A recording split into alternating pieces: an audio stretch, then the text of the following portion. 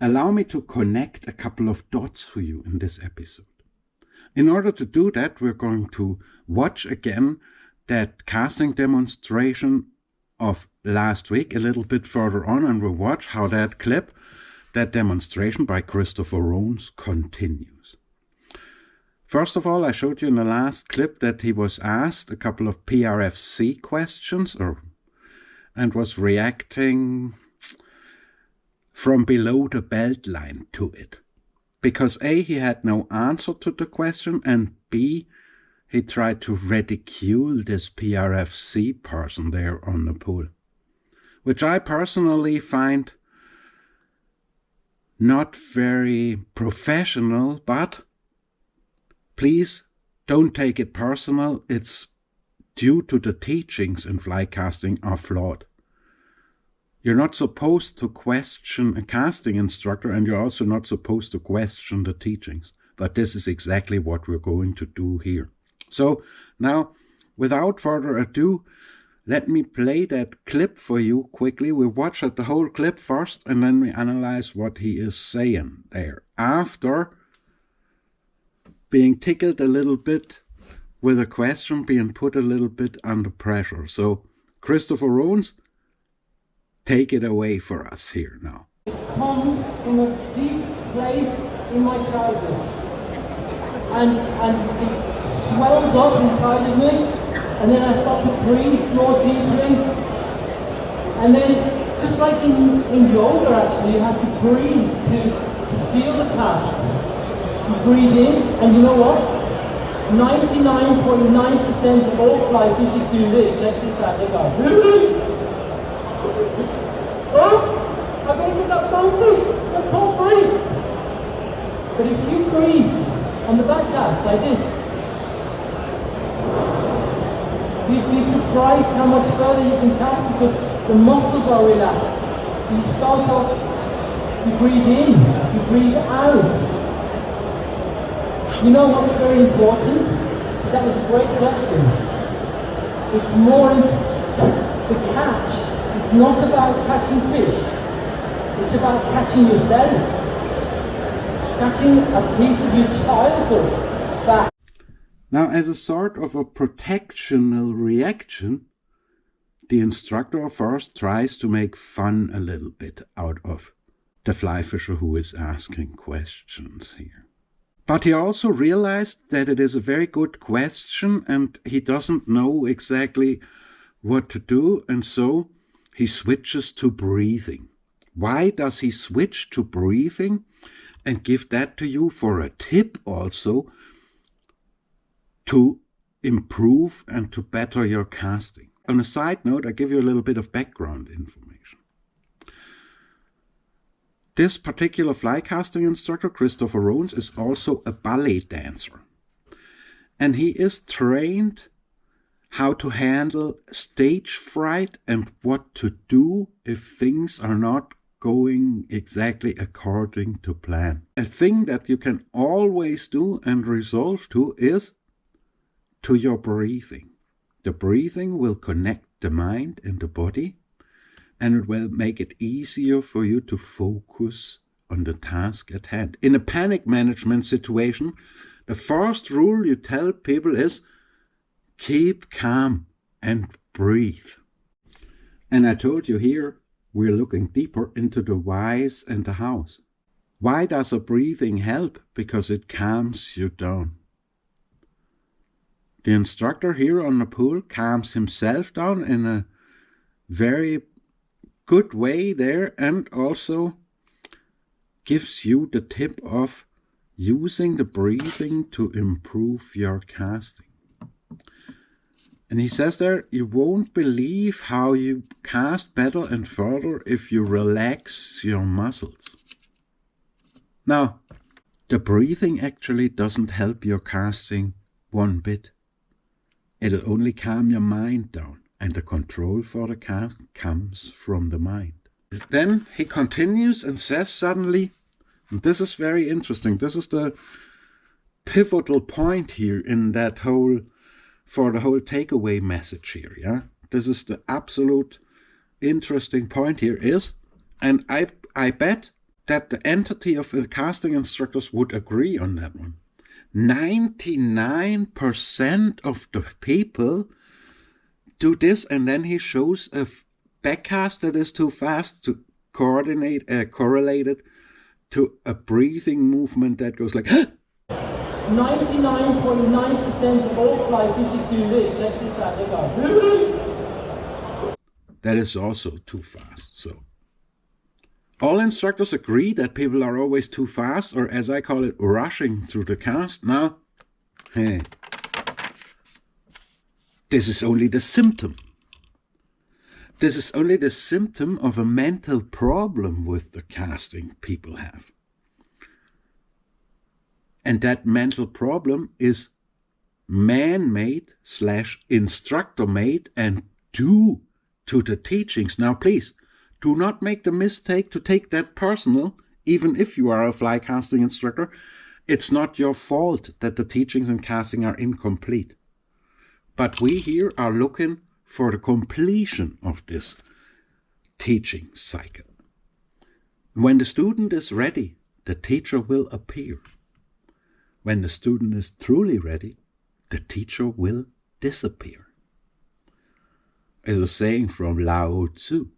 99.9% of the people do this, this hectic casting. Why is that? Correct. That is because they are in a worried, in an anxious mode. I call casting panic. You could also call it stage fright. And Christopher Rones in this demonstration gets put a little bit under pressure by these questions, gets tickled a little bit, and the first thing he does very professionally, he resorts to breathing, as I told you already. And breathing will always help, but breathing is also the deal in mammals, or in living things. Anyway, they got to breathe, or they die. So you have to breathe anyway, but by focusing on the breathing, you take the focus out of the overwhelming instructions and movements you have you're supposed to make all the time, and you unworry your mind too, and you let the flow in, and you let the flow happening. I personally think it's better to not overthink casting at all, but think it more in terms of energy and energy flow, and give it a playful approach, because people who are playing are not worried about the outcome.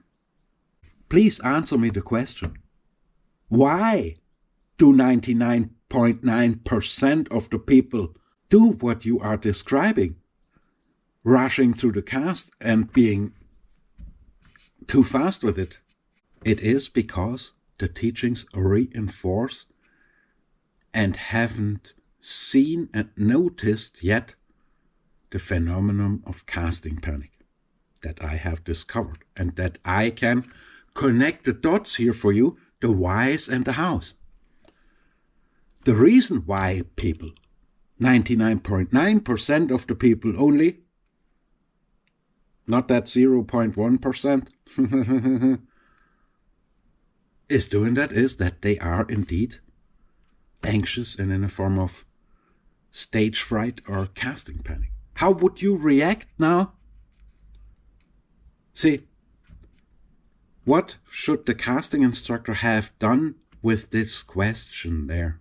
He has no answer for it, and the first reaction is, and the cool show off dude here, I ridicule you first, I make a joke, and then I distract from the subject by calming myself down with a little bit of breathing, because that will always help. Huh? But that is not the answer to the question. And this is all connected. And the reason why 99.9% of the people are doing this is that the teachings are wrong or incomplete, as I say. Because they're only treating the symptoms and not the cause. What are the symptoms? The symptoms are this reaction, people always being too fast, as if they were suffocating. And I agree on that one. And this is the symptoms. And the cause is coming from their heads. The cause is that they are indeed worried and unrelaxed, and they cannot perform that cast because the mind is in a protection mode. That is the reason why they cannot feel a rod. And also the reason why a casting instructor has no answer if he is asked how to feel a fly rod, and prefers to make fun out of a fly fisher who asks just a question. Look, questions will be asked more and more in the future, and answers will be sought. And if you are a fly casting instructor, what I would do if I were you is I would contact Michael Repolz, the cool caster, and ask for the answers. And if you're ever on a casting demonstration again and you get asked a question where you don't know the answer, it comes from a deep place in my trousers. Please do not make fun of the person who is asking that question. I would rather recommend you either say, I don't know, or you throw the question back in the crowd and see if someone there has an answer, or you say, go with this question to the cool caster Michael Repolz and ask him because he can connect the dots for you. And then I do that for you. The reason why 99.9% of the people are casting too fast is indeed a type of stage fright, a type of casting panic in their head. Now, if you had to cast in front of such a silverback casting instructor, I don't know, may it be Simon Gasworth or April Vokey, my two special friends, or Christopher Rones, would you be all excited, and would you forget about your breathing too, and would you be able to perform there? Could you relax your mind under pressure and keep your mind in the cast, and could you perform there?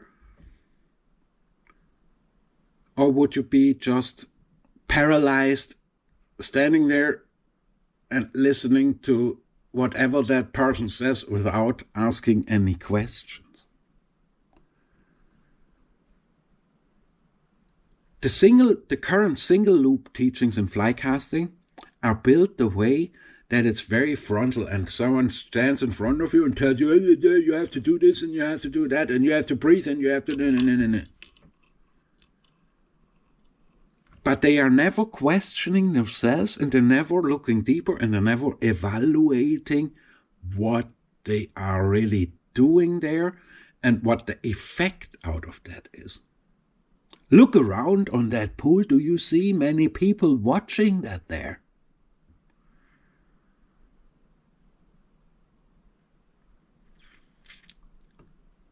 See what I mean? This attitude of standing in front of people and posing in front of them with your super casts doesn't find the traction anymore, really.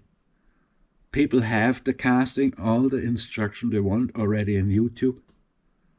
What they don't have is the deeper connections, the hows and the whys. And this is what we do here on the Codecaster channel.